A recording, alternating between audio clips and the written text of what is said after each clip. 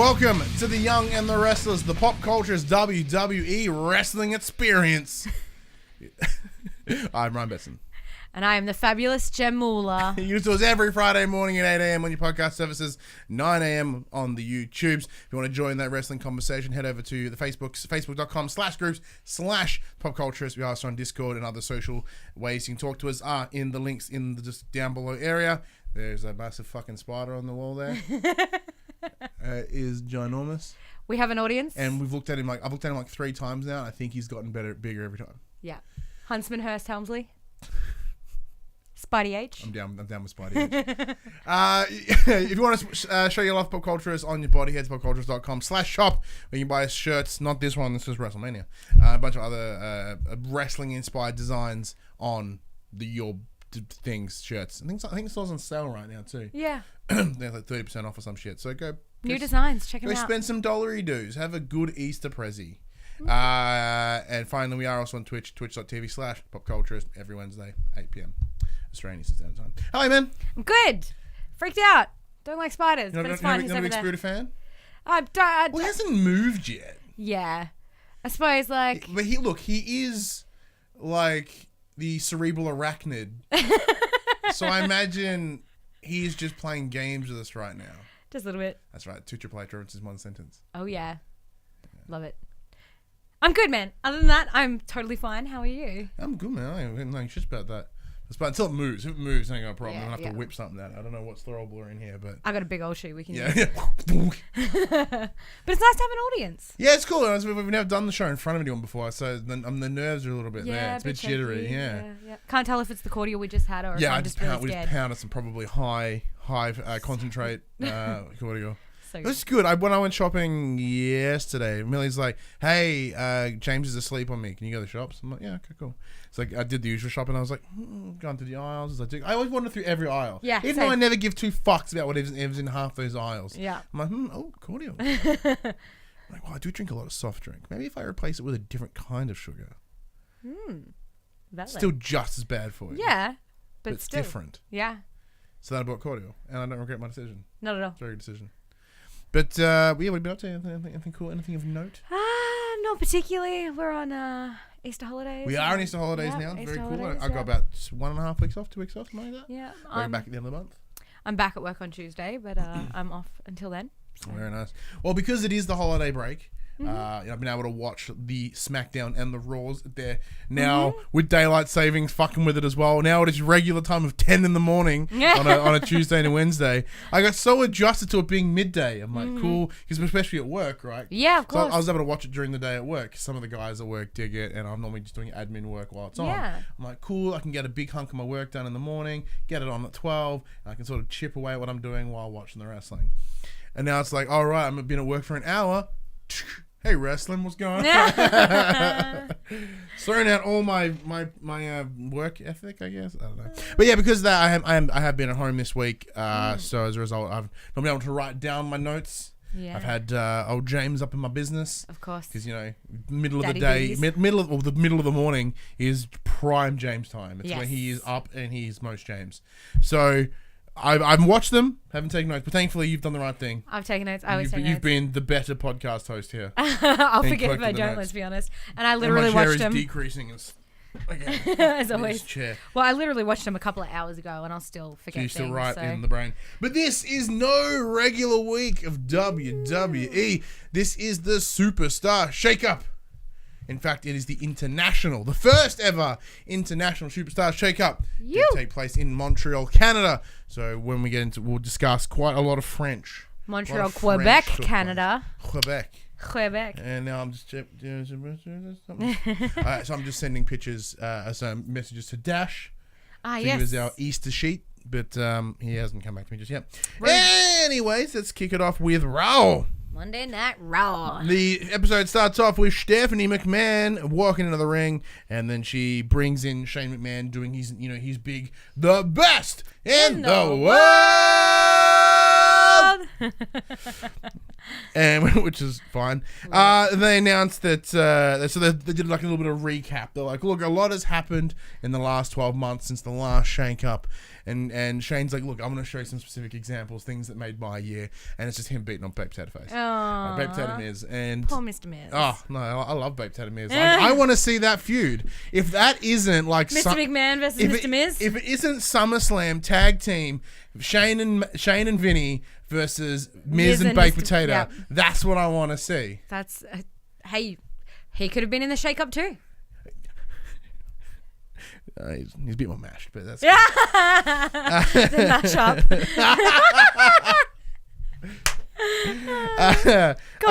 Yeah, so India can properly... A lot of CM Punk chants, which is interesting. Yeah. I was having a chat to Josh, a friend of the show, because he's part of the fucking pop culture. Yes. Is Josh, and he's an old wrestling fan from way back. I asked him, what's with the CM Punk chants? He's like, they ever just chant CM Punk whenever they're displeased. Yeah. Like, it's just because he was like such a pivotal moment in that break of like of the whole kayfabe, and sort of he's that man that drops the that pipe bomb, the truth bombs, the big thing. Yeah. So whenever anyone's displeased, they just chant CM Punk. Yeah. Interesting. I love it. So during this bit of chat and we see this, this Baked Potato Miz stuff. Out of nowhere, in comes Miz, beats the living piss out of Shane. So number one, so good. Can confirm the Miz is now on Raw. I was so stoked because I was like, I was watching, and Stephanie, obviously, like the minute Miz comes flying in the ring, Stephanie's gone when they hear his music. Miz out of nowhere, and you're down again. Miz comes flying in out of nowhere and starts laying the smackdown on Shane. And I was not anymore, he's on Raw now. Well, yeah, laying the Raw smackdown on Shane. And I was just like, Stephanie got out of there real quick. Did she plan this? Did she set up her brother to get his ass handed to him on her show? Oh, yeah, because she would have known that who was coming. Yeah. As being, like, Shane has always spent a lot of time on SmackDown. SmackDown's sort of been where he's sort of kept. It's his sort of home. Where the difference is, like, so I'm just trying to find the full list of the Superstar Shake Up. I should have it on here. Cool. So I think she'd be worded up. She would know what was going on. And she's like, I'm just going to let Shane get his face punched in. There we go. So you can cut between the notes. Oh. If you double click, you can cut between the notes and the list. We've got it all. I've got it all. I am on it this week, guys. That's it. I did absolutely nothing. But yeah, so during this kerfuffle, like it's a solid bit of a scuffle. Bit of a biffo, yeah. So Shane gets out of the ring, gets thrown over the barrier a little bit. I don't know, there's a chair gets involved. Miz is fucking bleeding profusely so Shane gets from the Miz head. over the barrier, and then Miz comes back with a chair over the barrier, and then there's blood from Miz's head out of nowhere. Oh, brutal, but it was so good. It was good. It was so good. Raw fighting. Yeah, it was what better way to start Raw with blood red? That's right. Yeah, he's literally bleeding for his brand, yeah. Bleeding red. That kind of makes sense. But no, it was good. So Miz on Raw. The Miz on Raw. First Shake Up. Amazing. I'm pretty. How are you comfortable with the Miz? I'm super comfortable with the Miz on Raw. Yeah, I reckon the Miz is going to be a great addition to the show. I agree. Completely agree. Next up, we get Ricochet and Aleister Black confirming that they are no longer with NXT. They are now part of Raw. Although it wasn't officially like announced on the show, the simple change of their lower third card is the big indicator here. Because previously they were still rocking the NXT logo, so they did make that shift, which is very cool. So excited! I'm glad they're still together. Yeah, but me too. Super stoked. The only thing that did suck was when Ricochet come out. We hear this. I'm like, what the fuck is this? Like, granted, I did come to learn that creaking sound that they give Aleister Black when he comes out is new. That wasn't an NXT thing. Yeah. But it's clearly someone's Googled Ricochet and like sound effect, and they go you know that sound from like just picked a stock one from GarageBand. That's from GarageBand. Ricochet, cowboy shoots at tin can. Sure, that'll be it. Mind you, nothing about Ricochet as a character has anything to do with cowboy noises. So that is the most out of place sound that I've ever heard, and it was fucking stupid. It's not the first little dumb thing they did though. We'll talk about it gets more dumb. Oh, it gets hilarious. Yeah, it's totally more dumb.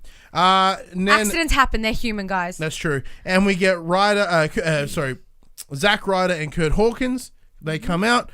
So we find out this is a 8-man tag. It is. So 4-on-4. So it was Ricochet and Aleister Black with Kurt Hawkins and Zack Ryder against the Revival, who are still on Raw, which the rumor mill, and even according to fucking Dash, that's not swearing at Dash, swearing at his fucking chair. His prediction was that they would be split and one would head over to SmackDown, which didn't happen. Yeah, no. Then finally, we get another NXT call-up. Ooh. The War Raiders. Hang on. It's totally awesome that they're here. The War Raiders are fucking exceptional. They were great on NXT TakeOver. They have been great for a very, very long time. I'm excited to have them here. However, names. We do not have the War Raiders anymore. We do not have the War Raiders. They have been bastardified, not a word, to become, they are now known as the Viking Experience. So not even like a good name, like they could have been called the Raiders. Right. Or they previously were called War Machine. Like, why can't they be called War Machine? And then on top of that, I suppose like heavy machinery want. Yeah, on top of that, the two of them, their names previously were Hanson and Rowe. They are now Eric and Ivar. Mm-hmm. What the fuck? It was a bad experience, guys. Vince, do you not understand that they are not actual Vikings? They are. Like, they use it. Think the example that I heard the other day was these guys are like the All Blacks. You know, they come out and they do the haka to sort of hype up the crowd and get, like, it's intimidation tactic, right? Right. So they are channeling Vikings as an intimidation tactic. Hence why at takeovers they come out with big fucking drums and using. They aren't legitimate Vikings, right? That's the thing.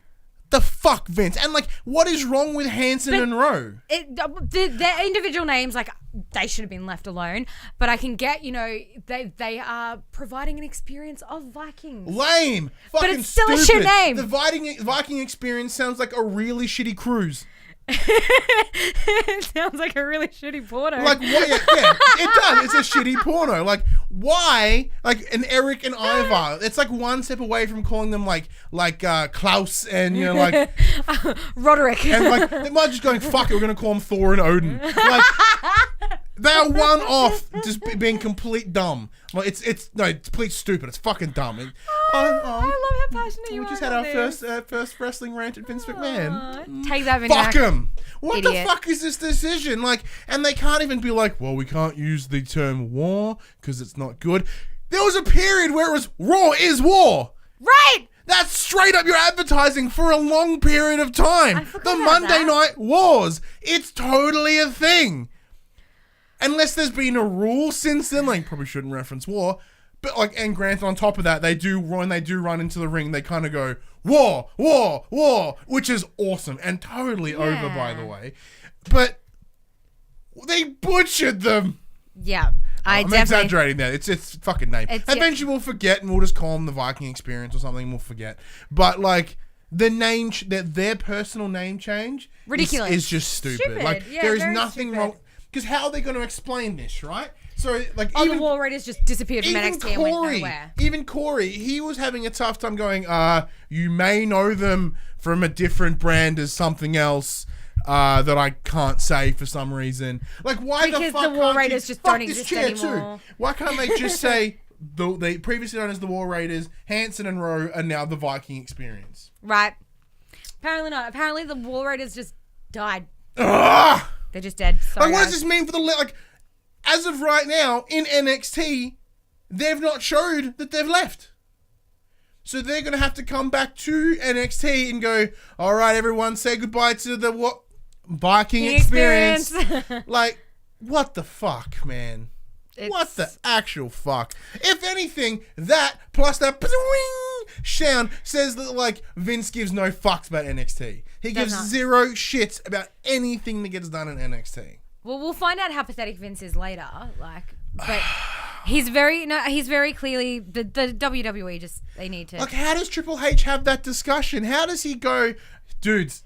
You're getting called up. It's going to be fucking awesome. I'm so happy for you. But we're going to dumb you down. You are now the Viking Experience. You are no longer Hanson. You are no longer Rowe. You are Eric and Ivar. Cool. Crazy old man runs this shit. All right, I gotta go now. Bye. Boss's word. Yeah. Don't shoot the messenger. Bye. I'm Ridiculous. getting all sweaty from being mad. It's definitely a bad time. It's a bad experience. It's not a good experience. It's a bad experience. But good match. Hell of a good match. I was so excited. Match. Yeah.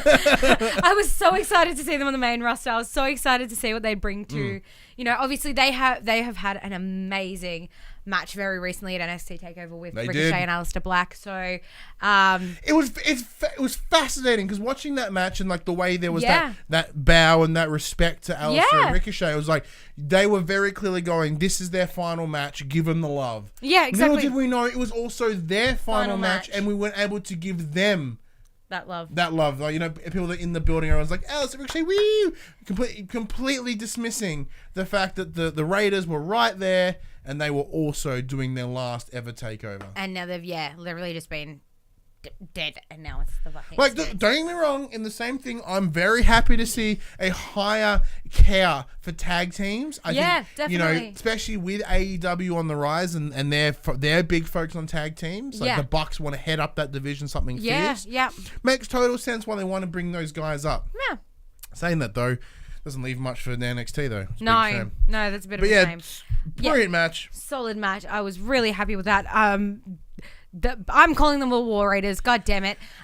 Those guys, phenomenal. They have great chemistry as a tag team. They have some vicious combos like that body slam. Like one picks up the other and drops them. Vicious, love it. And and on top of that, I believe it's Hanson. I don't even remember now. The names are confusing. Does all the cartwheels and stuff, and he's brilliant, absolutely brilliant. And it was excellent. Absolutely loved it. Absolutely, definitely do rate. But it did end with you wrote down Ivar, so that means Hanson is now Rowe is now Ivar. Yeah. With a clothesline to Zack Ryder, and they get the pin, giving the win for the team with the revival. Yes. In the video package, we did get announced at one of the 205 sort of powerhouses. Cedric Alexander will be making his way up. Coming away to he didn't get announced, but it was just more of a hey, he's coming up. Video package, very pretty cool. exciting. Yeah. And then we get Finn Bálor in his blue trunks once again. Yeah. Sort of coming out. Now this wasn't a title match. He's just come out in his fucking belt and blue shorts. He's a champion. Yeah. So he's waiting out there. Gives it a minute. Next thing, the music hits, and we get the next official Raw person. I can't say it, so I'll let you do it. Andrade.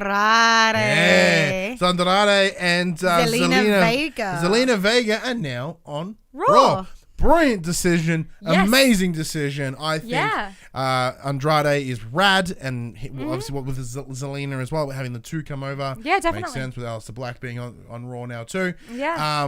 I think there is potentially a lot more for Andrade to do on Raw. Saying that he was doing everything within his power at SmackDown as well, and some of the people that he was looking to be potentially feuding with have come across as well. Get to that in a minute. Yeah. So he's not losing anything by coming across. Yeah, exactly it.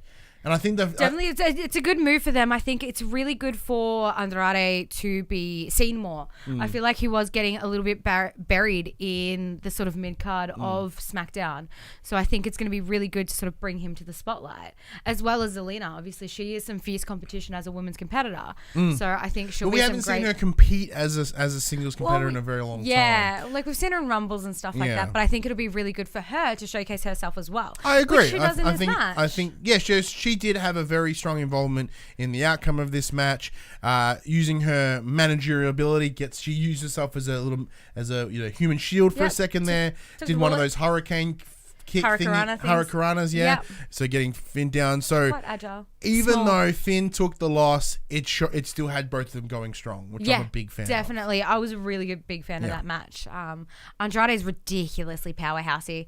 I did have a bit of a giggle when Zelina was like, Andrade is a multilingualist. He's going to speak to you guys in French, and then he just starts talking in Spanish. Yeah, like it started as French, and then he just yells at Finn in Spanish. Oh, so good. And because watching it, and my wife was like, "What is he saying?" I'm like, I think it started as French. I was like, Madame and Messieurs. Madame, Messieurs, and then just Spanish.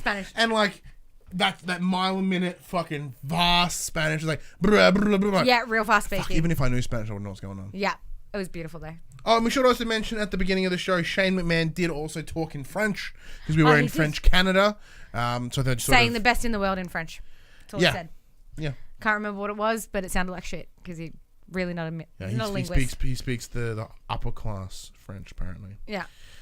The real French, like the Parisian French. Parisian French was what he referred to it as, yeah. Next, we get Elias. So he comes up. He talks about how his music was so powerful that it brought John Cena back in time. And it brought The Undertaker back from the dead. Yeah. I'm like, it's a good point. Yeah, you're not wrong. That's a I very did good love point. that he opened with like the little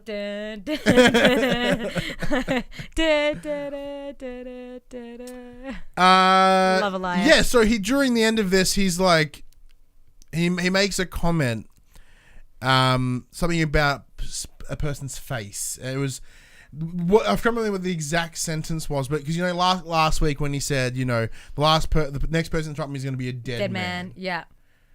He said something about nobody like making sure that they'll never see their face again. Yeah, you'll never see their face again. Yeah. And then I'm like, someone with a mask. Who's mask? Can't be Ray.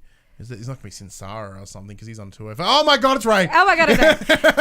I was so excited. I was like, no way. Because for me, Ray's always been a SmackDown superstar. So I was like, Ray? Well, Ray on Raw? The thing is, after being injured, he came back for SmackDown 1000. Yeah. So so they talk about the legacy that he has at SmackDown. So yeah. very cool. Him and Eddie Guerrero basically built SmackDown from the ground. Like SmackDown was going and the to Rock. shit. It was named after the Rock named it, so there's that too. Well, yeah, it was going to shit for a long time there, SmackDown was. And then, those guys just rebuilt it from the ground up, So he is a huge integral part of SmackDown. So. And on top of that, it's like, even though they try to book Raw as the A show, SmackDown is very clearly the A show. Yeah, definitely. Like it's much. So I think it's good to have people like Ray, having like legends in the industry, there to help sort of bring Raw up to that level.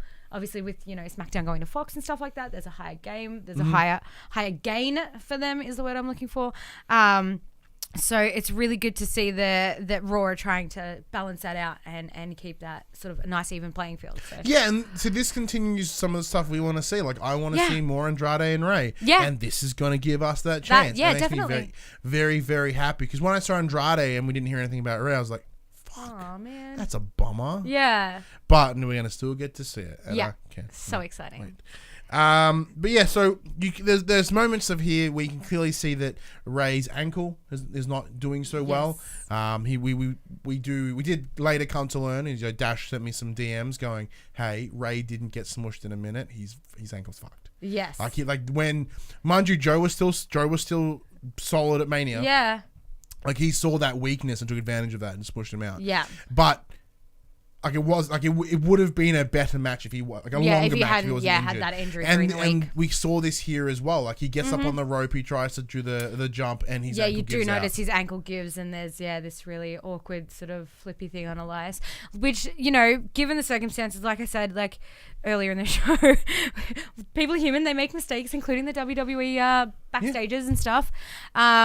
So yeah, it is one of those even though he did have a slip up there because his ankle gave way, like he still did his best to work through that. And he still got a good throw on Elias, and that was really it was really awesome to see that even though he is still battling an injury, he's still kicking ass and taking names. Yeah. Until we hear the music of Lars Sullivan. Now, no mention to that. No point do they mention that Lars Sullivan is a Raw man, but he did come out and put the SmackDown or the Raw fight on to Ray. And kind of beat the shit out of him a little bit. Yeah, again. Pretty viciously too. It's fascinating watching Lars just take out Attitude Era legends. Yeah, that has been a trend. I have noticed Lars is taking out the bigger names. He's clearly trying to cement himself. And on top of that, they did also, he looks like his finisher has changed as well. Last week it was a diving headbutt, which they've since taken away. Yep. Understandably. Didn't see that happen. Because, there's not that good. Yeah, there's people that... It was interesting, was Benoit a headbutter? Yeah, Chris Benoit did have the flying headbutt thing. So it's now been changed to a fucking vicious powerbomb. Yeah, very vicious powerbomb. And I'm pretty sure it was so massive that Michael Cole went, fuck, he didn't say shit, fuck, he went, shit, powerbomb. I was like a sit down powerbomb, but he was like, it was so massive it broke Cole. Yeah, instead of saying sit down, I'm pretty sure he almost said shit down. He said a shit down powerbomb. Yeah, a shit down powerbomb. Then corrected. It was brilliant. Yep. Next, we get Rude and Gable come out to sort of lay down a bit of a promo discussing that they will take anyone at any point at any time. Like, the two of them are willing to punch all the faces. And then we get spoiled on who the next Big one old is. spoiler alert, because as they're standing in the ring talking, down the bottom in red, the Usos. I'm like, that's not the Usos. They're like, oh, wait, no, it's okay. I was watching it today and I took a photo and I was like, this is sure. I sent it to Ryan. I was like, this sure is one hell of a shake-up. The Usos look very different. I was thinking that and I went, what? Yeah. All right, I was like, cool. spoiler alert, the Usos are going to Raw. Well, to our credit, we predicted it too. I didn't predict that the Usos would change nationalities into a long-haired white man and a short-haired white man. Yeah. Interesting decision, don't get me wrong. Yeah, good shake-up. Yeah, no, it's 100% shake-up. Yeah. But no, the Usos did come out to sort of have a bit of a chat. Great reception. Yeah, beautiful. They have changed their logo a little bit. Yeah. So previously it was the black screen with the Usos in like a scribbled font. Yeah. Where now it is like a bit more like motorcycle-y with the strong points on the tips and a sort of a tribal red background. So bit similar to their tattoos, I suppose, but with a minor change on the font.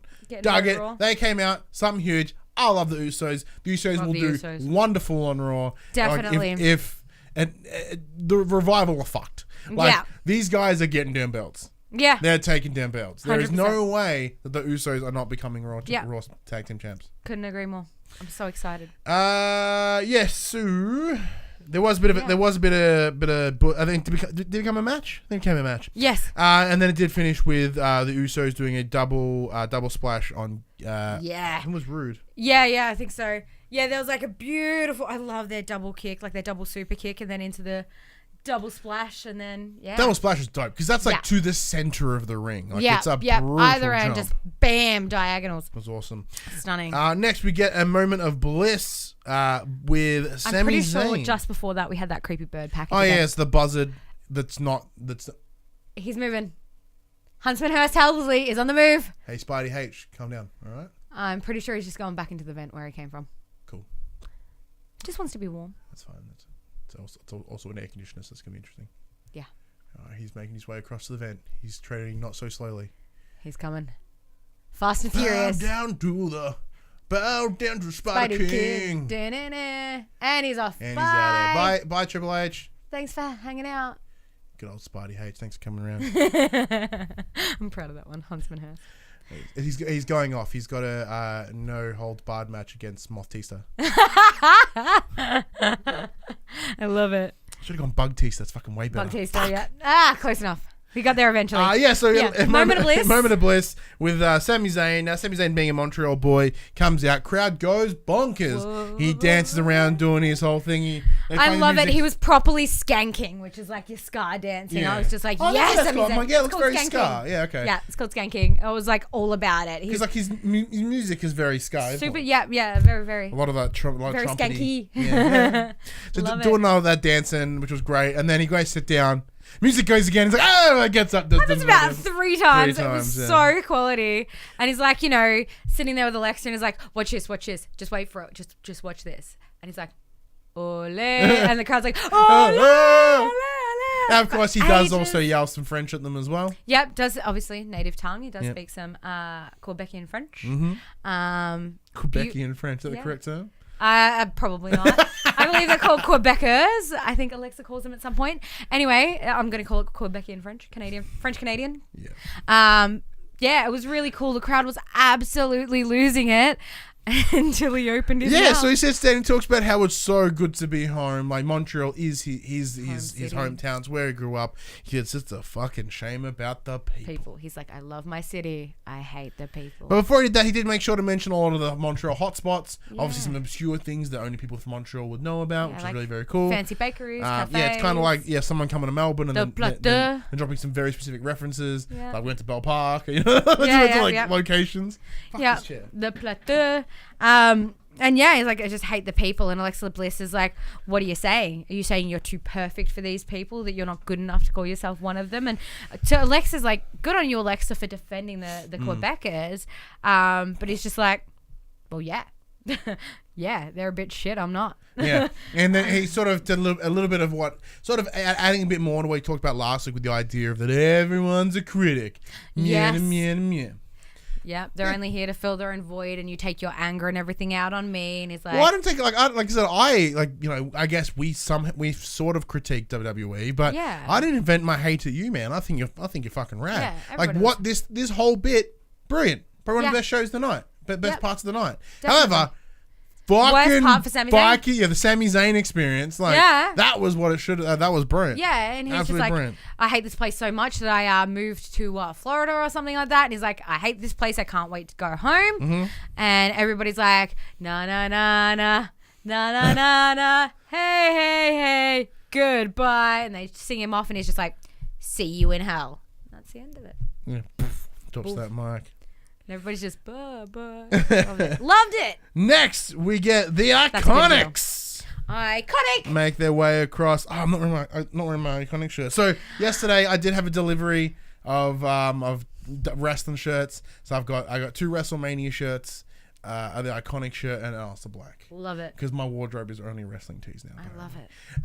But yeah, no, because I was talking about on the stream last night. Like for me, I love wearing what I love, hence why I wear PopC stuff and wrestling stuff. And on top of that, I've bought shirts to the pay-per-views that mean something to me. Yes. So like Royal Rumble was the first one that sort of we did as a show and as a community as well. Yeah. It's one of the first ones that I really dived into, and it means a lot to me for that reason. And WrestleMania obviously being my first WrestleMania, and I got to share it with some people. So there are some strong connections, emotional connections to those two pay-per-views in particular.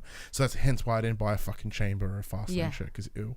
But like, ew.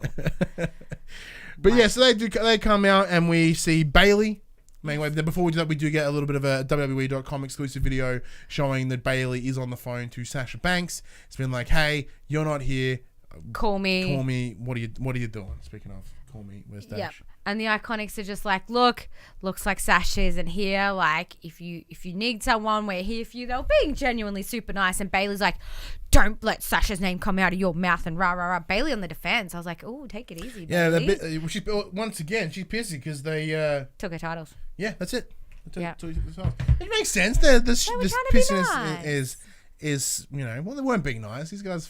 I mean, I know it was like super Australian catty, like they were being shit cunts. Is the best way of saying it. Well, but like with Australians, on top of that, there's also that thing that we are a nation that will swear at you for getting something good. Yeah. Like, hey, they weren't being like, hey, I got the job I wanted. Yeah, fuck you, man. Yeah. It's like, fuck you. Yeah. It's like, I'm going on holidays next week. Get fucked. Yeah. I mean, it's like, it's that brilliant. Like, that's the Australian thing. So like, Americans don't understand that. That's all it comes down to. What they said, like, look, we'll have a match. Sasha's not here. So I'm like, oh fuck, he's maybe to do a 2-on-1 handicap. That'd be brilliant. Ooh. But no, she's like, I'll bring someone into that ring. Yeah. And I'm like, okay, cool. Who's gonna be? Yeah, because Bayley's like, you want to fight? I'll fight. Bayley's real angry lately. I like it. I love angry Bayley. Drop the hugs. No, I keep hugging him. Bear hug him. Like choke him out. Yeah. So Bayley comes out. Get the no whacking flavor alarm 2 men. I didn't notice that. And then. They announced who her competitor for the evening was. So who her teammate. Fuck this chair. Bye. You can announce it. Okay. So Bayley introduced her tag partner and new WWE Raw roster I guess. Naomi. Feel the glow. Yep. So that glow is now on the Raw roster. Yeah, which makes total sense. Perfect sense. You know, with the Usos being there, it's very nice of them to bring it. I didn't have to, of course, but I like it. Yeah, so that's really exciting to see. Obviously, those really cool pairings. Full on match. So I believe Naomi gets the pin on Billie Kay. Yes, that is correct. Yeah, she does. So, shocking turn of events. The champions in a non-title match lose. So that's 2 champions in one night. Non-title matchups that take the pinfall. Yeah. Very interesting. Very, very cool. Very interesting. So no major complaints here because I like seeing that shit. It's good to see that, obviously, Bayley and Naomi have come in strong. So yeah, look, it's one of those situations of I'm like, all right, cool. Naomi's fine. I don't, because she's being lost in the lower mid card for me. I'm like, I've not seen a lot of her and I don't really care. Yeah, I wasn't too fussed on the match, to be perfectly honest. I did watch it. I wasn't too fussed on it. But it was really nice to see, obviously, Bayley and Naomi called over to Raw. And to see them take a win. Like, that definitely shows that they are strong competitors in that respect. So that was really exciting.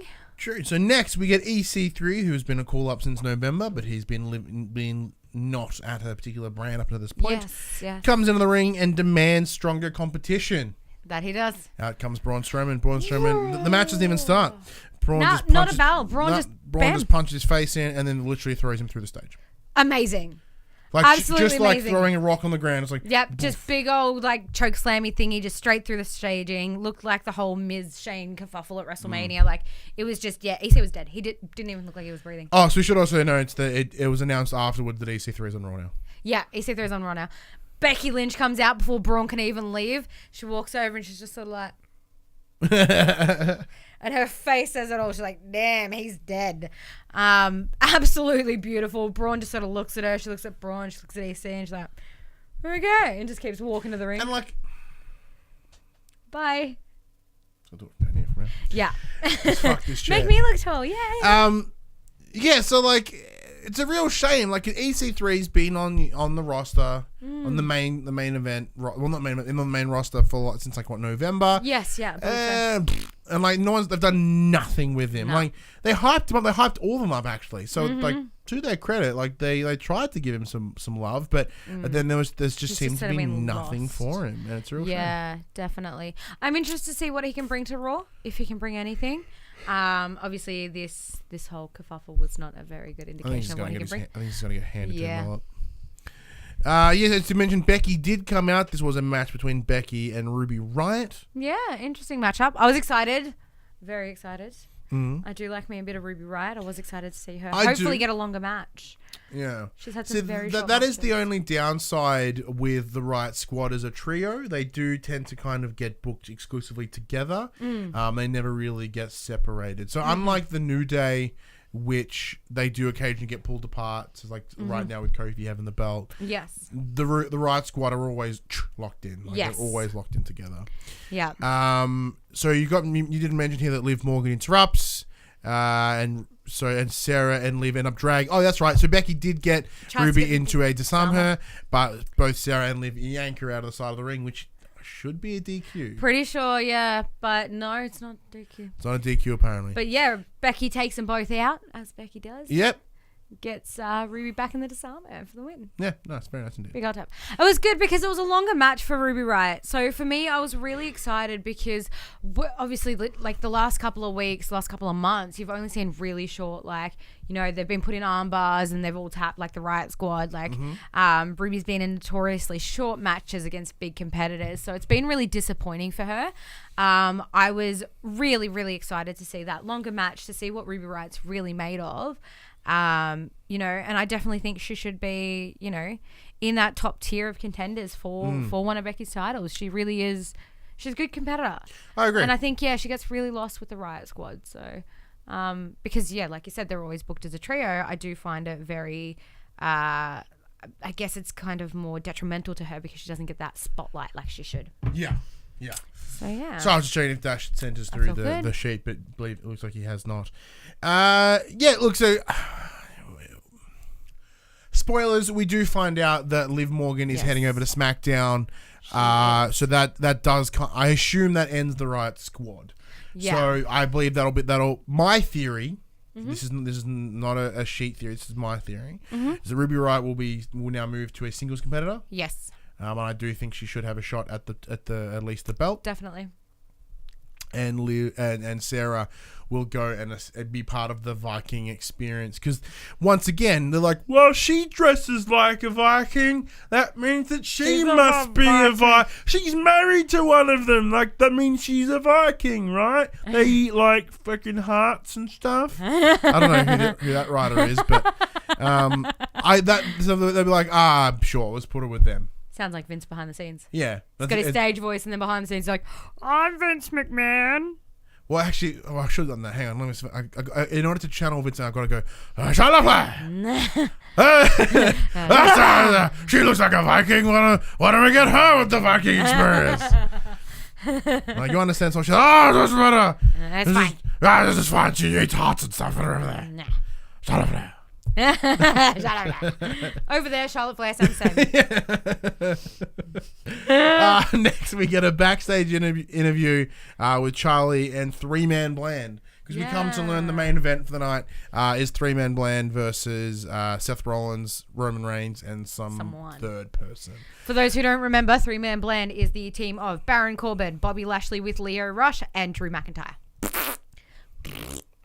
I'm so sick of seeing these fucking people together. I mean, yeah, together, but I'm not getting sick of looking at Drew McIntyre. God damn, that man is chiseled. He's doing it for her? He's starting to do it for me. After watching that Jimmy Fallon thing where they like read out the kids' little insults and he was like in a suit with his hair back, like, I'm going to put my foot so far up your butt, you're going to be pooping toes for a week. And I was just like, damn. Take the suit off. Just get your gear off. Like, mine's already gone. They're talking dirty up in there. Yeah. Gorgeous. Next, we get Natalya. Priscilla, Queen of the Road Warriors. She does come out and she confronts Becky. Apparently, Becky just hung out. Yeah, Becky's just still hanging in the ring. Just stood there with her 2 belts, being Becky. Becky with 2 belts. Becky 2 belts. Natty drops the old Heart Foundation line of the best there is, the best there was, the best there ever will be. Yeah. Which is fine. I'm like, well, that wasn't you. You know, your uncle and your father were. Yeah. You were. They do mention that too. They're like Natalya Neidhart. That's her dad, Jim the Anvil Neidhart. And there's this sort of mutual respect coming from Becky here. She's like, look, we've been around the world. We've come to learn that she may have been a tag team killer at some point, I believe. So she's more than happy to have Natalya step up and be within a shot. Love it. You've earned it. I've earned it. We've earned it. Yeah, because like Becky's always been hot dick to pretty much everyone at this point. Yeah. But it's nice to know that she does still have that respect. Yeah, she's come up with Natalya, so it's definitely a really beautiful thing. There is, a really good respect there. I love that, when Natalya's like, you headlined WrestleMania and this, that, and Becky's just like, I did that. I did that. I love when she does that. I love her sass. But yeah, as she's about to give this opportunity... I'll let you run through this last bit. Yeah, Lacey Evans, of course, just interrupts like, excuse me, I'm the chosen one now, and I have it on good authority from the McMahons that you don't just get to walk in here and get a title opportunity, Natty. We are having a match for the number 1 contenders. So it does end up being made there on the spot, which I knew was coming up because she did walk out. Lacey Evans did walk out with boots on instead of high heels for once. Mm-hmm. Ring attire, good job. When she spoke, I'm pretty sure I tuned out or I went deaf. I'm not sure what happened. Look, it was a weird setup. She was pretty much implying that she like jerked a dick to get the match. She's like, as the woman, I use my womanly favors or something like that. I'm like, did she fuck someone? Yeah, she probably back. I don't know if you remember in the Attitude Era, Vince McMahon era. Vince McMahon slept with every female superstar. So it wouldn't surprise me if she did, but she did use her womanly assets to get her way, I guess. But yeah, number 1 contenders match with Natty. I don't know. I was really disappointed. I was expecting really, really, really big things from Lacey, and I just felt like I didn't get it. I disagree. I thought she did all right. Like, it's one of those things I'm like, does she really deserve the hype that she's been getting and when trying to push her? And then I'm like, no, I see it. Yeah. Totally see it. I don't know. I don't know. There's something about it that just felt a bit like slow and tedious about it. Although I will give her some props. Her right hand, the woman's right, absolutely beautiful punch. That is a solid just sock to the face. And then that moonsault she did, jumping from the middle rope facing forward, she jumps backwards and then does a moonsault. Jump 180 to a moonsault. Yeah, yep. So from the middle rope to the top rope, then this moonsault, absolutely beautiful. That was stunning. I haven't seen anything like that before. Absolutely loved it. And props to her. She's a former US Marine as well. So thank you for serving your country, Miss Lacey. But for me, I was impressed. I was, after all these weeks and weeks of her doing whatever, I'm glad to finally see her do something good. And for that result, I'm like, cool. I'm happy to see her go for the belt. Yeah, so because that's where it's going. Yeah, so she does get the pin on Natty. She is now the #1 contender for the Raw belt that Becky Lynch is holding. I was stoked to see her in competition. Don't get me wrong, but I feel like she's got more to show us, and I feel like we're not seeing it yet. So I think that's where I got a little bit disappointed in it. But I did like the difference in her entrance and sort of the way she presents herself within the entrance, and then when she's in the ring, they're two very different. Yeah, very. Like, she's vicious in the ring. Yeah, and I like that a lot. Dig that very a lot. Vicious. Yeah. So. But yeah, and she's got those huge underarm. What are those things? They're like wings. Yeah, I can't remember what they're called, but the big strong muscles. Yeah. Seth and Roman do have a interview outside the looks to be locker room, but may have also just been a broom cupboard. Probably about the third partner. Then there was a new video.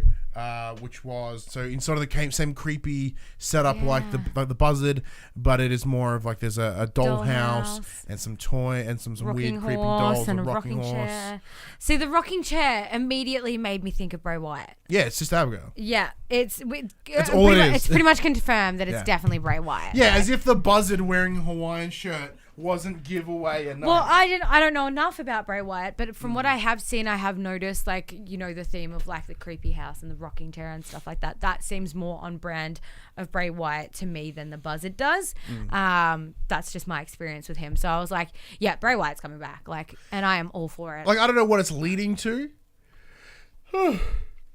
Agreed. Only because with now, Luke Harper requesting his release from WWE and Rowan being busy elsewhere, I do wonder, he doesn't have the Wyatt family anymore. Like, what is there to do? Like, the Wyatt family did break up reasonably early, not early, after a run, and Rowan and Harper. It was a short run. It was only like 2 years or so. Yeah, it was something like that. So Rowan and Harper went off to become Bludgeon Brothers, and Bray kind of fluffed around for a while, and then ended up joining the Deleter of Worlds with Matt Hardy.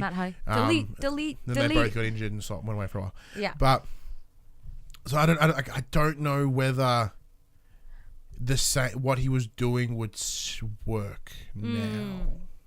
I don't know. I think it could. I think obviously with but he always looks so smelly. Yeah, he does look like a little bit. He looks smelly. Swamp monster. And I went back to Elimination Chamber 2 years ago, and the one where he won the WWE Championship. Yeah. So he was doing well. He was a strong force, and it's just. I'm interested to see what. I'm the same. I'm happy to see when he comes back. I would like to see what he can do. Yeah. But I just don't know whether in the current setup that WWE is facing, whether a very supernatural character would fit. I think there might be something for him. I'm sure that'll make it work, but I feel like there might be something going on behind the scenes that we don't know just yet. Ooh. So I'm excited. My point still stands. I think I said it last week. Is when they're like, hey, we need to think out of the box what we can do with Bray. Let's make a bird come out of a box. That's kind of what, fuck, okay, we'll go with it. Shoot it. Do you think he could go up against the freak Lars Sullivan? No. You don't reckon he's capable of that? No, I think Lars Sullivan has a lot more potential than Bray Wyatt at this moment. There you go. Well, Braun Strowman, apparently. What did I say? I know, I reckon Braun Strowman's like his competitor. Potentially. I reckon, because they're both big, bulky dudes, I reckon there's going to be like a Braun Strowman, Luke Sullivan thing going on. Potentially. Next, and finally, it was the final match tonight, which is 3-man blend, which is a long-ass Corbin intro, doing his whatever spiel. Look at all the things they did. With Roman, Seth, and the final on-screen confirmation. AJ Styles. The Phenomenal. The Phenomenal One has left the house that he built and made his way to Raw. Yeah. With less beard. It's very jarring. Yeah, he had Very, very jarring. Yeah, I was like, that you're looking a bit babyface there. What's like going literally? on here? Like, are you literally a babyface right now? He's literally the babyface right now. Beautiful. Crowd absolutely erupted. Seth and Roman seemed super stoked to have him there. It was, really cool to see. Leo Rush had this very big look of concern on his face at one point. He was just like, oh, damn, we screwed. It was, pretty full on. Give me one sec. I'm just pulling up a different list because I've got it all here. Results. No, cool, because that one's got a bunch of unnecessary information that's been attached to it. So, I see what you mean. Cool. So, in that case, what do you think of the match? What do you think about having AJ? Look, it definitely gave the match something a bit different. I think it is a match we have seen a lot of before. So I think having AJ involved was really good. It was really good. It was really different. There was a lot of fun. But yeah, like as always, like for some reason, Roman Reigns just gets absolutely his ass handed to him for the majority of the match, and then AJ just dominates the rest of it. Not too much going on from Seth on that front. But AJ did end up picking up the win over Lashley. I believe. He picked up Bobby Lashley, for crying out loud. Like, he's pretty phenomenal. Lots of forearms. Lots of like that weird thing where he pulls the armband, and I was just like, you've done this about 10 times, take it easy. But aside from that, he put a nice spin on the same match we've seen. Drew was just pumping Claymore kicks everywhere. Yeah. But yeah, it's the same match we've seen. I don't mind. He can, those legs, goddamn. Anyway, back on track. Yeah, it was like I said, it's like you said, the same match we've seen before. But it was nice to have that little shake up with AJ Styles in it. Yeah, look, it makes total sense. AJ has done pretty much everything he can at SmackDown. He was the champ for over a year, 370 days or something bonkers like that. Like, he'd been around for a very long time. He held that belt. There is nothing he can do at SmackDown. Yeah, he's definitely going to move on. So it makes total sense for him to come across. Definitely. So let's go through the final list of everyone that made their way to Raw from SmackDown or other places. As we just mentioned, there was 8. What was that? While you're doing that, I'm going to give thumbs up or thumbs down. Okay, cool. What I think. First up, AJ Styles, The Miz, Ricochet, Aleister Black, Eric and Ivar, sideways, only because I like them, but the names. Andrade, Zelina Vega, Rey Mysterio, Jimmy and Jey Uso, Naomi, EC3, Lacey Evans, Cedric Alexander. Only because I don't know much about him. He gets a half angle. Pretty solid turnout for Raw. Definitely. I think they've done okay. Yep, I think they've done a really good job. Obviously, a lot of what you'd expect, obviously, with behind the scenes, personal stuff going on. A lot of people went with their partners, I guess. But I'm pretty solidly happy with it. I'm interested to see what Cedric Alexander does. I'm happy to see more of the Viking experience. So yeah, I'm interested to see how I'm interested to see how it pans out. Bring it on. Oh wow. Oh, I'm not sure whether I can mention this cool news on the show. You'll have to. That's so exciting. Very cool. So it's some cool news from a friend of ours. So let us know what you thought of this week's episode of Raw and its Superstar Shake Up changes. I'm going to reply to this message. Can you please kick off this SmackDown? I can. Also, tell us what you thought of the changes. Is there somebody you wanted to change? Is there somebody you didn't? Let us know. Talk to us. I'm lonely. Anyway, so SmackDown Live again kicks off in Montreal, Quebec, Canada with the KO show. Obviously, Kevin Owens is a Montreal guy as well.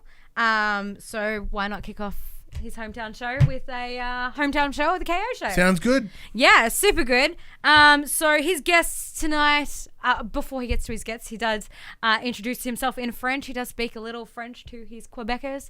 Absolutely beautiful. They lose their minds loving him speaking French. He speaks really fluent. I did not. He's got a very I don't know, as weird as it sounds, he's got a very bogan accent to me, like Canadian bogan. So it was really interesting to hear him speaking like, you know, French Canadian. Like, it was very, very abnormal, but, you know, he's rolled his R's perfectly. He had his like going on really well. Beautiful. But yeah, so his guests this evening are Kofi Kingston, The New Day. That is correct. So he did have The New Day as his guest. However, missing Big E. Big E is off with two torn meniscuses. Yeah. Menisci. And meniscuses. I don't know whatever the fuck they were. But yeah, so parts of his knees. Fuck. Yeah. May have been because of those two splits. Probably.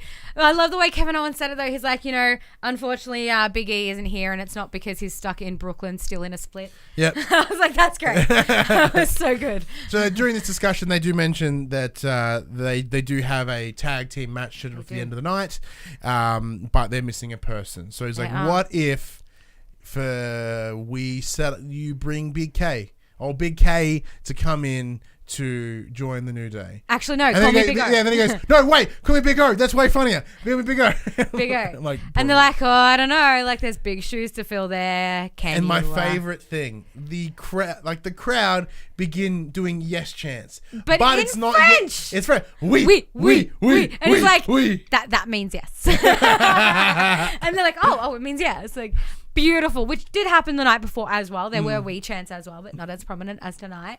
I didn't pick up on Raw, so I was watching there was. We. I'm like, I can't remember where it was.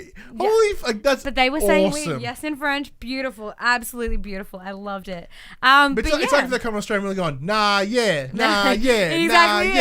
exactly it. But yeah, absolutely beautiful. Like, the crowd erupts. They're all for it. Big O. And like, you know, big shoes to fill. Like, can you wear a crop top? And Kofi gives KO his shirt and he's like, chucks it over his little KO shirt. And then they're like, can you grind your hips? And he's like, what, like this? Yeah, he's just like thrusting at them and they're like, whoa. It was beautiful. It was awesome. It was we didn't rank Raw, by the way. Oh, we didn't give it our thumbs. No, what was we it? didn't even get Kurt Angles. Yeah, what were you Kurt Angles for? Honestly, I was pretty disappointed, so I'd probably give it like half a Kurt Angle. Oh, really? Yeah, I don't know. There was too many low lights, and I found myself really tuning out. So yeah, maybe I'll give it one. 1 3/4. I'll give it one, mostly because like the people they brought over, dope, very cool. It loses a total point. Total Kurt Angle because of fucking 3-man land. I think that's sort of what killed it for me, and there was a few more disappointing points. So, but so this segment alone could have also, if it was just this, two Kurt Angles, like if it was just this New Day with Big O, that would have been enough. Yeah, that was enough for me. Next, in an awesome surprise, not surprise, Finn Bálor, dun dun. SmackDown in his blue shorts that he's been wearing for weeks now. So excited. And he's bringing the Intercontinental Championship with him. So it looks like the mid-card belts are changing hands. Mm-hmm. That's really exciting to see that they're going to have two mid-card belts on the one show. That's that could be the case. However, there was confirmation later that Samoa Joe was meant to be going to Raw. So he'll be taking his US Championship with him to Raw. However, apparently he was so unwell that he looked like he was barely able to function. I think that was a quote. Yes, that was a quote. Yeah. We're like, oh, come on. Like, just wheel him out. He'll be fine. Yeah, it's Samoa Joe. He can just get somebody in a clutch. Like, just push him down the chair, push him down the ramp in a wheelchair, and as the music hits, we'll go, dude. Yeah, and then pass out. Yeah, exactly. And then wheel him back out. Yeah, it's fine. That's all you need. Yes, this was an awesome match against Ali. Yeah, beautiful match. Very surprising. I was not expecting him to be versing. It's funny because it's one of those things. Like when I do like Finn Bálor, so I want to see all of Finn Bálor all the time. Yes. And when I thought about people that I would like him to see if he was to change over, my list was AJ Styles because they've got history back from New Japan, and then Ali was on there as well. I want to see Ali, and sure enough, I got the exact match I wanted. Yeah, it was a really good match. Both of them are phenomenal athletes. There was a lot of high flying maneuvers, a lot of fast pace, and And I think the favorite part of the match for me was at the end. Obviously, Finn does retain. It wasn't a title match, but Finn does win. He does get the coup de grace. I did like that. So Corey in the commentating was like, "No, you pronounce the S. It's coup de grace," and he was adamant. He's like, because presumably everyone on SmackDown doesn't understand the coup de grace, so he's like, "No, it's the coup de grace. It's what it's called. It's what it's how you pronounce." Yeah, so good. He was so adamant about it. I was like, "Oh, Corey." It was. Great. But yeah, after the match, he does reach his hand out to Ali, who gets up, and they do have this beautiful handshake and a very mutual respect there. That was really cool. That was a great way for Finn to start his first night on the SmackDown. Now, we do have to mention both these gentlemen, previous big-time belt holders. Yes. Finn Bálor being the first ever Universal Champion. Yes. Ali having a shot at WWE Championship earlier this year. Yes. Some could say he was supposed to get it instead of Kofi. Yes. So these guys are strong competitors, Definitely. and I think they will be in contention with each other for the Intercontinental Championship. Yeah, it's definitely something I want to see more of. I would love to see Ali in the title picture. So yeah, bring it on. Next, we get to a cut of Kevin Owens and his initiation into the New Day, where he had to eat this giant thing of pancakes under 5 minutes and 18 seconds, or whatever Claims it was. he's never eaten pancakes before. He's like, these are really dry and they're cold. Like, what are you doing? And they're like, come on, you got to do it. You want to be bigger. You got to do this. Yep. Yeah. Next, so then that cuts to with R-Truth and Carmella in the ring doing their little dance break and what's up. All that doing their dancing and singing and stuff like that. Then I assume it went to an ad break. I did go to an ad break. Because there was the video packaged with the Buzzity Bird. And then it cuts back to Kevin Owens, who has, in fact, eaten all said pancakes. Yep, apparently just beat Big E's time. So yeah, they were like, congratulations, you're one of us. Mm-hmm. They did knight him with the unicorn headband thingy earlier in the night too, which was very cool. Yeah, very interesting. But yeah, then back to the ring for R-Truth and Mella. Yeah, so this is where they talked about Carmella versus Charlotte Flair. Random, but I'm for it. Yeah. It's interesting. Like, so Carmella has had. She was strong. Like prior to when I fell back into it late last year, she was champion, and then Charlotte took it, and then Becky or Charlotte. I'm pretty sure she took it. She cashed in her money in the bank, and she took the belt from Charlotte. That's correct. Yes, so she was Mella's money. Yeah, that's right. So like, there was a period of time where she was a strong force. I've not seen it personally. I don't understand it, but like, I guess it kind of makes sense why you'd put her up against Charlotte. Considering she did win the Women's Battle Royale at That's WrestleMania, true. I think she's definitely up in the top competitors there. But yeah, it was really, really interesting to see. It was a pretty quick match. Charlotte did end up getting the figure 4 leg lock into the figure 8. Yeah. And Mella did tap. She did cop an injury to her knee at some point in the match. Yeah, she did get wobbled off. Yeah, so yeah. So as R-Truth comes into the ring to check on Carmella, make sure she's all right, we hear the music again, which I should mention is incredible music. Yeah, phenomenal. Lars Sullivan does come in to lay smook down on R-Truth. This is the second time, I believe. No, it's the first time on R-Truth. Is it? Believe. I thought it was last week as well. Maybe I'm crazy. I think it was Rey Mysterio last week. I think it was twice. Yep. So he continues his punch down on old Attitude Era wrestlers. Yeah. But no, his music is dope. Like, it's got that good. little chilling sort of Shining-esque. Yeah. Like ding, a little like the triangle xylophone sound. Dug it. And then there's a lot of asshole chants from the crowd. Love it. Yeah. Well, he was loving it. He was laughing at them, and they're just like, asshole. And he's like, that was fun. The best thing. See, this is the thing with wrestling. It's not about whether they yell, whether they boo you or they praise you. It's all about getting a reaction. Yeah, exactly. He got a reaction. 100%. We did later get confirmation that he is in fact on the SmackDown roster. Makes sense because there's not a lot of heel action going over there right now. So having a big bad guy to come in and punch everyone in the face, thumbs up for me. Yeah. Couldn't agree more. Becky Lynch does come out with an announcement, just sort of chatting away as she does. Then we get confirmation that Ember Moon is on SmackDown. So I was so excited to see Ember Moon back at WrestleMania because she was off injured for a little while. She's come back as part of the Battle Royal. I'm like, yeah, she's back. Cool. She's in the Royal. But no, this woman is totally going to do wonders on SmackDown. Yeah, definitely. And I guarantee you we will see her with a belt at some point. Yep. Which she does come out and she's like, I'm front line of the competitors. Like, the Phenom is on SmackDown. The Phenom. Yeah, the She-Nom. The She-Nom is on SmackDown. She's like Fee is in female, but no, forget that. Yeah, it's the She-Nom. She is Brilliant there name. to compete. Brilliant name. Compete against Becky Lynch, and as she's speaking, she gets interrupted by Bayley. Yeah, so it's now been confirmed. The Boss and Hug Connection have been split, and Bayley's moved to SmackDown. Fucking big thumbs up from me. That is the awesome outcome. Absolutely phenomenal. Awesome outcome. So she comes out and she talks about how, like, no, she's in the competition. She's in the running for the titles as well. Becky obviously talks about having a target on her back, and this is clear proof that there is. Becky's like, what's the matter, Bayley? Do you want a hug? And she's just like, no, I left all my hugs on Raw. And I was like, oh. Heel turn, Bayley. Bayley's vicious. No. Bad reception. Nobody liked her. They booed the piss out of her. They booed the piss out of Bayley. I was like, damn, like, crazy. Yeah, if you give me heel turn, Bayley, I am so in. I also want to see her with the belt. Yeah, exactly it. But yeah, it was super interesting. Like, you know, she's like, I think when Ember Moon comes out, she's like, yeah, I'm on SmackDown now. And Becky's like, what do you want, a trophy? Like, not having one of these. Like, so then the Iconics enter. They're like, oh, we heard something about 2 belts because we've got 2 belts. Hey, Becky, you've got 2 belts. Hey, Bayley, you don't got any belts. Yeah, you've got no belts.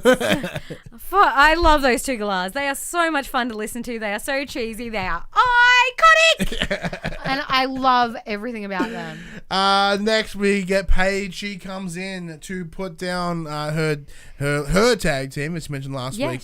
She's bringing a tag team to SmackDown. Managing. So we presume that she's managing this team, and it is a pretty solid team. It is apparently Sonya and Mandy. Oh yeah, that's right. Sonya and Mandy walk out and they're like, you know, it's about time we got Absolution back together, but we don't need an introduction page. And Paige is like, actually, no. You're not who I'm here to introduce. I am here to introduce the absolutely phenomenal tag team of Asuka and NXT Kairi Sane. Woo! The Sky Princess herself. Yeah. No, the Pirate Princess. I've written it there. Pirate Princess. Pretty sure Pirate Princess. Yeah. Sky Pirate Princess. Yeah, so there's been a lot of tag team splits up here. So obviously Sky Pirates have been separated NXT. Yes. Once again, shows that no one gives a fuck about NXT. In apparently the main event, in the main roster. Yeah. It's bullshit because I think Io Shirai should have come up as well. Yeah, definitely. However, by pairing the 2 together, they've made this awesome tag team, which has no name currently. Yes. I'm pretty sure it's going to be the Japanese Experience. Yeah. It's the only option. You're wrong. Yeah, and they'll look. This is going to sound super racist, but this is Vince McMahon, and pretty soon they'll be renamed to like Yin and Yang or like Ching Chong and something really super racist like that. Racist. Like, look, I don't know anything about Japan. Kairi sounds Japanese, but it's not Japanese enough. All right. We should call her. Shut up, It sounds kind of Japanese. Yeah, when you say it like that, it sounds like something. But yeah, definitely. Yeah. We're not calling them Yin and Yang. I was really excited. I'm taking the piss here. I am so excited by this. And Paige is like, go get them, girls. And they're just like, down the ring, like jackets and stuff off, like just sprinting down. And then it ends up being like a big old bus fest, yeah. Yeah, 8-woman tag match. So the Iconics and Fire and Desire versus the Empress of the Sky Pirates and the Bayley and Ember Moon. Yeah. And like they all get in the ring and there's a bit of dozen before the match is actually made, and Becky just sort of stands in the corner with her 2 belts like, and I'm gonna leave. Slinks out of the way. Slides out of the way. So look, really cool. In terms of them, we'll get to them being the pair before we jump into the match for a little bit. I'm happy with this decision. Oscar has sort of been mishandled at this point. Definitely. And I do think like when they try, like in the past they've tried to was it for Chamber or something, they teamed her up with Naomi of all people. Yeah. The combination doesn't work. Definitely so not. With this, like, I think it works. Having Paige as their manager, because both Asuka and Kairi having their first language being Japanese, their English isn't all that good. So their promo delivery is a little bit, it's good, but it's not always amazing. I think by having Paige there, with no longer having any GM role for her, I think having her as a manager of these 2 will allow her to be the voice for the 2 of them. Paige Heyman. Yeah, and yes. And then having once Oscar and Kairi get in the ring, they don't have to talk like you. That's their talking, right? Yeah. These women are both exceptional performers, exceptional wrestlers. So, pardon me as a burp. They're insane. this is the best, literally the best option. I am hugely excited about this, especially with the addition of Kairi Sane to SmackDown. I've watched a lot of her on NXT. I love what she can do. I'm a little bit disappointed that Io Shirai wasn't called up with her. But I am also really excited to see the pairing of her and Asuka because I am a huge fan of the Empress of Tomorrow. Yeah. So I'm really excited to see what they do as a tag team. I definitely think they should call them the Empress of the Sky Pirates. It's probably still going to be the Japanese. It'd probably just be the Empress and the Pirate. Yeah. Like the Pirate Empress or something. I don't know. Yeah. But I'm really excited to see what they do. Phenomenal match. Obviously, I was very heavily focused on Asuka and Kairi. I love how insane Kairi's elbow finisher is. Yeah, so the match did finish with the insane elbow, which is Kairi's brilliant elbow drop. Phenomenal. I've never seen anybody move like that mid-air to get that elbow like into that action. core strength to get that whip on the elbow. And like it just blew apart Peyton Royce's chest. Yeah, Peyton Royce did end up taking the pin from that. She did lose the match. That is 2 shows in a row that the Iconics have lost. Due to pinfall.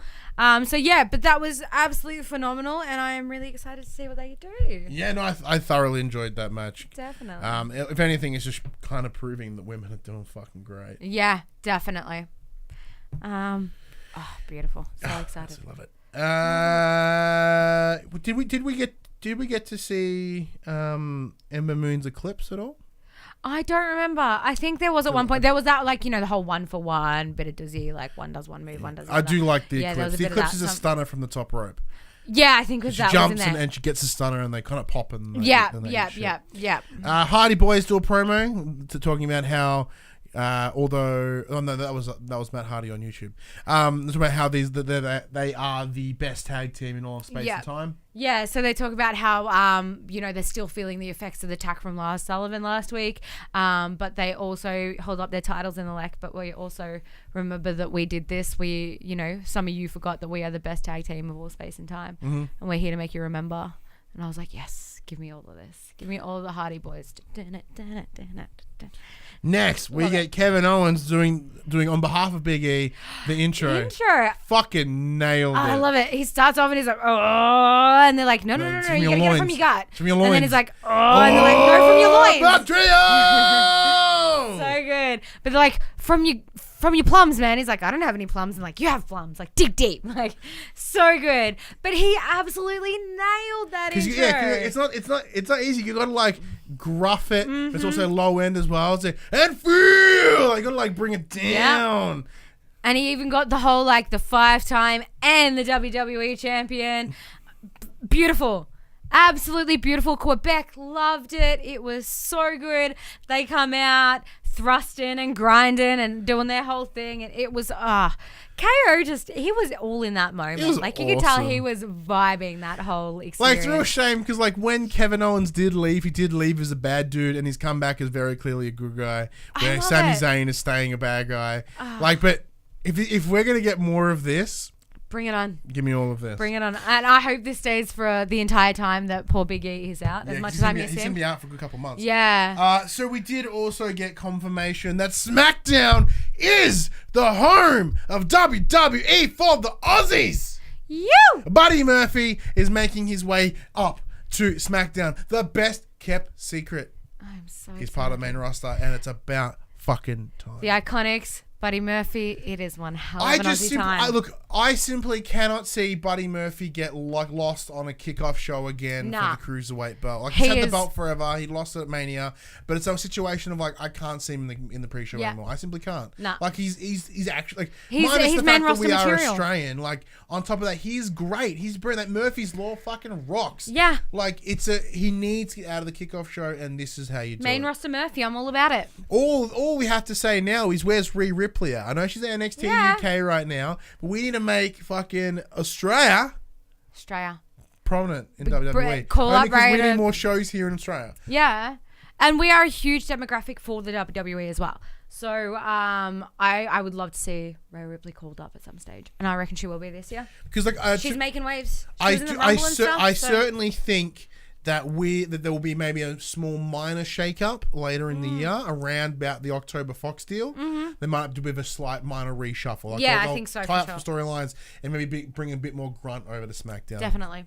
Yes, we did get the New Day versus New Day and Kevin Owens versus Rusev, Nakamura, and Cesaro. So earlier in the night when KO is talking about having the match with being the third member of the New Day, Nakamura and Rusev are looking on, and Cesaro sort of interjects himself and he's like, well, there's 3 of them and 2 of you. What do you say? Like, how about me?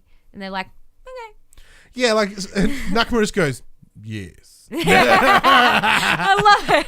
I absolutely loved it. Oh, that's like, yes. It was great. But so it did end with I think it was a Trouble in Paradise into a stunner. Into Kevin Owens doing the old Stone Cold Stunner with the boot and the drop. Yeah. And he gets the pinfall. Yeah. Very interesting pairing of Nakamura, Cesaro, and it's just 3 foreigners. Yeah. Once again, all they're doing is like these are the 3. They can have an invasion tag team, but they can't have the War Raiders. This was called like the invasion experience. The European experience. And Japan. The Eurasian. Yeah, Eurasian experience. Eurasian you got Switzerland, Bulgaria, and Japan. Yep, the Swiss Cyborg. The Bulgarian Brute. Yeah, the Bulgarian Brute and whatever Shinsuke claims to be. He's the king of strong style, but doesn't really have anything to do with Japan. Yeah. Then we got the second creepy video, which is the dollhouse again. Yeah. Still a big fan of it. Digging it a lot. And then we had Vince to come out. He talks about how he's here to announce the biggest acquisition in SmackDown history. And I don't know about you, I was like, it's fucking Roman Reigns. Yeah, I was expecting something, ridiculous. Well, as we know, because like Vince is the big hard-on for old Roman. Yeah. Been jerking his dick for years. And like, regardless of his current situation, it's he's back and all that sort of stuff. It was still that sort of, I guarantee it's going to be Roman Reigns. Yeah. But no! It is the Drifter, Elias. Elias I was like, what? I nearly died.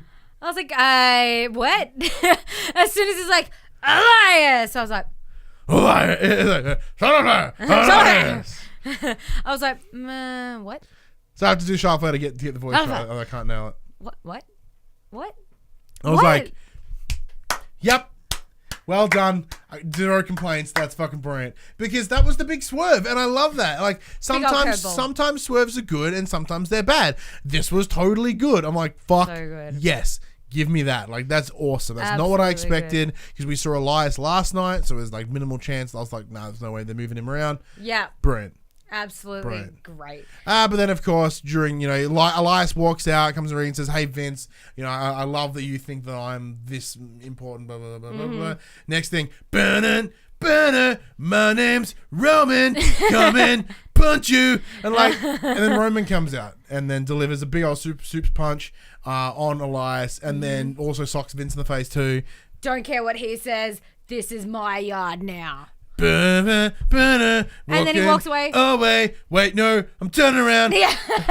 Just turns around and comes back and socks Elias again. He comes back and then does a big old spear on Elias, then does the 2 hands. Yeah.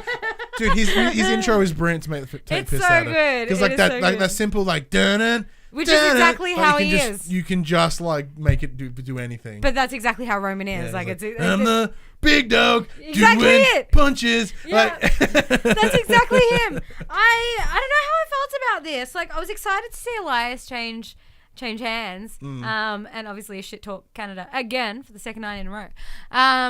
But yeah, when Roman came out, I was like, oh.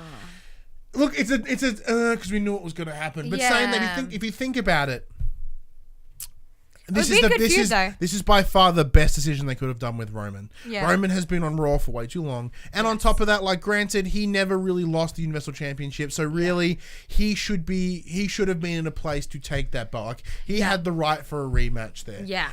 If he wanted it, but no, but with this decision, he is coming across to SmackDown. That's keeping him away from his looming shadow over Seth Rollins and the belt. Because I don't know about you, with the push that Roman's received in the past, I'm like, Seth losing that belt to Roman. And yeah, and everybody thought that. Yeah, too. I want Seth to have that belt for a while. I think he deserves it. I think he should have it for as long and fight with it as long as he can. So bringing Roman across takes that shadow away. It puts him in a new place. Yeah. And because they do want SmackDown to become the new #1 show. Yes. They bring who they believe is their big asset, which is totally true. Which is like, although the diehard don't really dig him, his merch sells like no tomorrow. Yeah. Like, he has a look about him that he's got a fits huge wrestling. following. He is the cousin of The Rock, which means The Rock will return to SmackDown at some point. Definitely. I only presume. Yeah, like, look, it's essentially starting him fresh. So they're kind of it's a way for them to be able to piss off all the bullshit from before. Apart from the marks like us that won't that remember that shit. Yeah, and I do believe Roman did say, he's done what he can on Raw. There's nothing left for him, and he does need that change, which I agree as well. He's done everything he can do on Raw. I definitely think this is a new yard for him to play in. Yeah, and on top of that, it does also solidify the end of the Shield. Yes, and it's one of those things. Like, there's no real reason keeping them together. Like Roman and Rollins. They can stand alone on their brands and be the big dogs. Yeah, I like that. I like that a lot. Yeah. And I do like the punch to the face of Vince McMahon. It kind of does tell this story of, that like, he's not willing to be that poster boy, be that guy. Now, saying that, do I think this is him turning heel? No. I think he has too much power as a face, as for the company as well. In a similar vein to John Cena, like John Cena could never really go heel properly because it just doesn't work. Yeah, exactly. He's literally the face of the company. 100%. Yeah. Well, they want him to be anyway. Yeah. So let us know what you thought. This is SmackDown. So let's go through the list of everyone that made their way to SmackDown. And we'll do the thumbs up accordingly. Roman Reigns, happy with that. Finn Bálor, happy with that. Elias, happy with that. Bayley, happy with that. Nah. Emma Moon, super happy with that. Kairi Sane, super happy with that. Lars Sullivan, fucking sure. Buddy Murphy, big thumbs up. Liv Morgan, yeah. And these were announced off air. Chad Gable, nah. Oh, actually, don't. I think he needs to separate from Bobby Roode. The middle, yeah. I think he would be better as a singles competitor. So yeah, I've done the middle. Yeah. Apollo Crews, literally couldn't care. Mickey James, I forgot she was on television. And Otis and Tucker. Heavy Machinery. I'm pissed that wasn't televised. They deserve better than that. But yeah, so like that is good and all. But however, like there are some people that have been kind of left in the lurch here. Yeah. Like Nikki Cross with Sanity being split up with Eric Young coming across, and I believe Alexander Wolf as well is either requesting his release or he's taking some time away. Yeah. And I don't know what that means for Killian Danes. Like, yeah. So Sanity is kind of done. And they're not very sure what's going on there. Yeah. And like, remember like 2 weeks ago or 3 weeks ago, they were the bodyguards for Shane McMahon. Yeah. So like Nikki Cross doesn't really have a place yet. Yeah. Which is a real big shame. Yeah. Like granted, saying that I do think the character that Nikki Cross uses performs doesn't entirely fit. Like this is the same reason why I think Bray Wyatt may not work the way he used to. Because the way that WWE has set itself up now, they don't really have the space for gimmicks anymore. Yeah, exactly. Aside from like, Elias and like the gimmicks aren't really a thing anymore. Yeah, that's true. Yeah, who else is in limbo? Who do we know? There is a list of limboians. Yeah, let's find out who's in limbo and where we think they could go. Personally, I think maybe Nikki Cross might stick to Raw. Mm-hmm. I don't know. I feel like that's just where she's gonna be. Nothing to it. Let's see. It should be, yeah. Because there was a few superstars. Well, Sami Zayn also doesn't have an official place as well. Here we go. Superstars in limbo. So Bray Wyatt. Yeah. As we mentioned. Yeah. Samoa Joe, but we have later confirmed that he is going to Raw. Sami Zayn still doesn't quite have a home yet. Nikki Cross, Killian Dane, 2 members of Sanity, and that's pretty much it at this point. Yeah. Everybody else is very comfortable as pretty much where they are. Yeah. Yeah, it's going to be interesting. I think Sami Zayn will probably... I feel like this might be setting Sami Zayn and KO up for a feud. Well, because they've been buddies forever, so I don't think they'll feud. Because I don't think that'll go over well.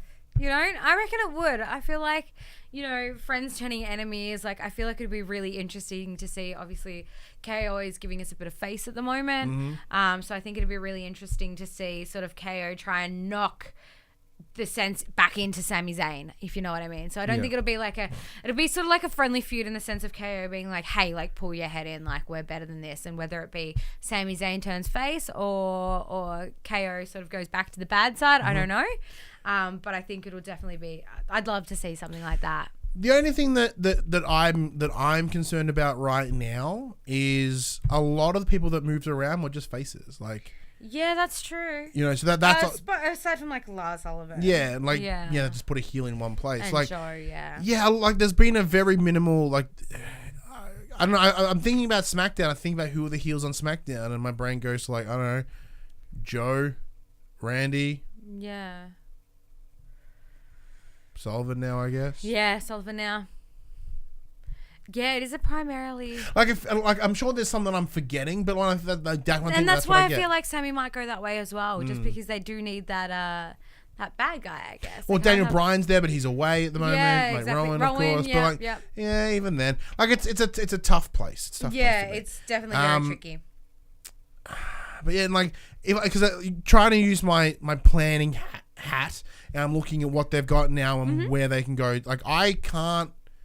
At this very moment, I can only speculate about what they're going to do in terms of plans. Yeah. Like, in terms of predicted outcomes. Like, I have reason to believe that Drew McIntyre will get into a match with Rollins at one point and probably go for the belt. Yeah. Makes total sense.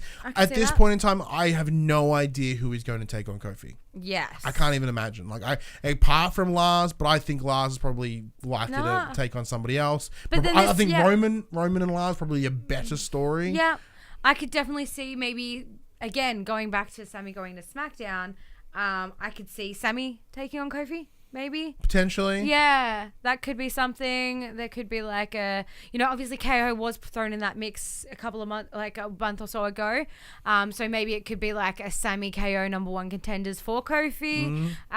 Who knows? Like, because today could have been a setup for KO to like give Kofi this false hope and then, completely turn on him to take that title. Totally true. So, that's not out of character for Kevin Owens. Yeah, so exactly it. So there's so many things that could happen. I think the shake-up has been really good in the sense that it's left us guessing, and I love the mystery that's behind it. Yeah. So in terms of the women though, like having Lacey Evans finally do something we predicted a very long time ago. So I'm happy to see that. By keeping her and Charlotte separate makes total sense because I think they're a little too similar. Yeah. Same as putting Lars on SmackDown, keeping Braun on Raw. Yeah. Makes total sense. They're a little bit too similar as well. Yeah. Like I did think there'd be a Braun Lars thing there. I thought Braun was going to go over because last week they had the match between him and Joe. Oh yes. But I never thought they would bring Joe over instead because I was under the impression that those belts wouldn't change, but apparently they can change. But yeah, I was expecting a Lars Braun feud. Obviously, very similar powerhouses, but maybe that Braun Joe thing will continue over on Raw. Yeah, if we can see Bayley do a heel turn, I'm pretty happy with that. That would be awesome. If they do the same for Sasha as well, give her a heel turn if she does come back to television. Because although Dash hasn't come through with a sheet today, which is fine. He has been feeding me some stuff throughout the week. Yes. The other thing about Sasha Banks being incredibly unhappy. Since WrestleMania. So she, sort of been given a leave of absence at the moment. Yes. She did request her release as well. Yeah. I assume they're not going to grant that. I don't think so. She's too much of a vital asset to the company. Yes, I think by having her, because she is an incredible heel. Yeah. She has been an incredible heel for a very long time. I think she should be good. I think Ruby Riott should probably get a bit of move and shaking as well. Yeah. I can't predict where it's going. I have a rough idea. But that's what I like about it. I love the mystery. I love that they're keeping me on my toes. And just give me more. Because even aside from we know the next pay-per-view is probably, I think it's pretty much a month from now. It's almost a month from now to the day. Which is the Money in the Bank. Mm-hmm. So there's no Backlash this year, which is very cool. Yeah, Backlash has been sort of dead in the ass for a while. It's only done like 5 of them. They're all been apparently poops. Yeah. So Money in the Bank bringing that forward is a good idea. Yeah, it makes me excited. But even then, I can only vaguely predict who's going to pick up a belt, like Drew or Ali, and even the women. like Bailey or Ember. Yeah. But that's my personal choices there. But it's really interesting. I'm so excited to see what it brings us. I love the mystery. I love sort of not being able to predict what's going on. Like this is what keeps me going every week. This is what keeps me involved. Is being like, it's true. Like, what's gonna happen next? Saying that, like, I did get like I've been watching this so hard and reading so much and watching so much that like some of the mystery is sort of gone, even though it's still cool. Like, I still get great results and I still get really excited. Like, it's also cool to not have any possible idea of what's going on. Yeah, I do like that a lot. But let us know what you thought overall of the Superstar Shakedown. What do you think? What did you give SmackDown this week? SmackDown, I reckon I'd give it a solid sort of 1.5. Big 2 for me. Big 2 for you? I had no down. There was no down note for me. Wait, now that you mention it, I think I'm on page with you. I reckon I'm on page. Yeah.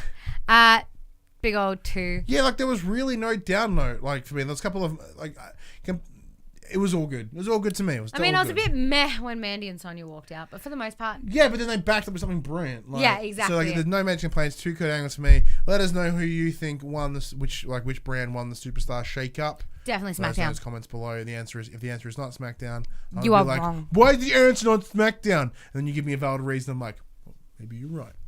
You're right. You're right. I can argue that. But let us know in those comments below. But this was The Young and the Wrestlers. We come to you every Friday morning at 8 a.m. on podcast services and 9 a.m. on the YouTubes. If you want to join that wrestling conversation, head over to the Facebook group, facebook.com/group/the-popculturists. We are all the Discord and other social links are in the description below. Be sure to come have a chat to us. We are also on Twitter. Yes. I'm at HaggardMC. That's HAGGARDMC. Jem the PSR. They do Jem with the J. They do pop up just here if you're watching. We mention our name. If you want to show the life of Cultures on your body, popculturist.com/shop where you can buy shirts, not like this, but stuff with our logos on it. And of course, twitch.tv/popculturist every Wednesday, 8 p.m. Exciting. But until then, I'm Ryan Betson. And I'm the fabulous Jem Muller. I hope you guys all enjoy your Easter break. Happy We'll see you next Easter. week.